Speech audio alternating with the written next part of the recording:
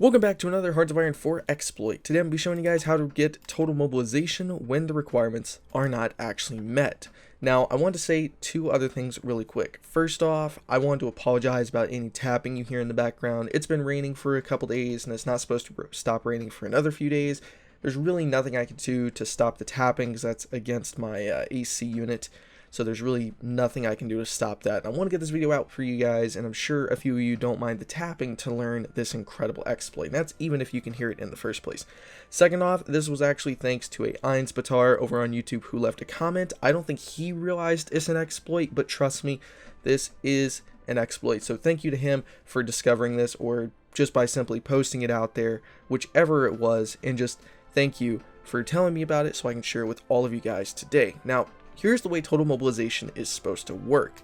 To actually get onto total mobilization, you need to be at war with a country. First off, you need war support, and to be at war, you need 80% war support, which you can get through decisions and other things, but also to be at war. Now, the big thing that always stops people from getting it is an enemy country has to have more than 50% of your country's total amount of factories. Now, that number is actually right up here beside your fuel and manpower. So in there is a number that says 70. Now that means that any country we go to war with would have to have at least half of our factories, so 35 or more, for us to be able to get total mobilization. Now Poland will use this as an example with this. Poland, as you can see, well, let me pull it back up. Poland, as you can see, definitely does not have 35 factories, right? They've got more, about 27, 28-ish, probably more than likely. So there's no way for us to swap over right now, as you can see. But this is where it turns into an exploit.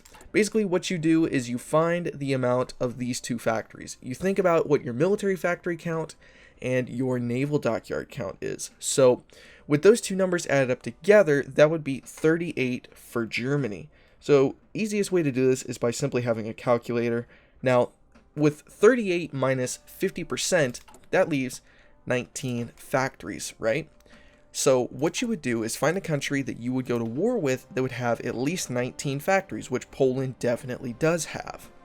Now, as you can see, we can't do total mob even though we have war support and we're at war. So you're going to trade all of your civilian factories away, and I do mean all of them, to the point it tells you you cannot construct buildings anymore. Now your factory count dropped to 47. Now you're able to go to total mobilization, cancel your trade, and just like that, you're back up to your older factory count, and you're also on total mobilization.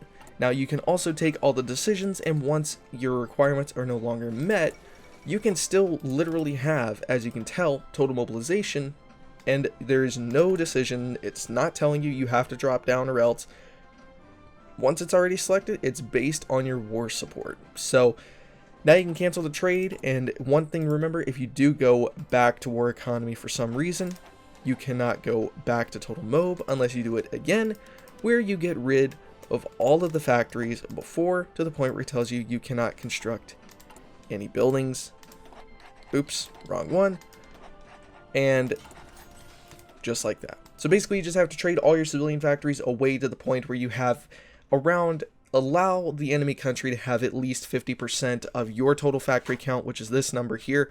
And another thing to do to be able to figure this out in single player is to really quickly, just before even going to war with somebody, just really fast, go in here and just trade all of your factories away before you actually go to war with somebody while the game is paused.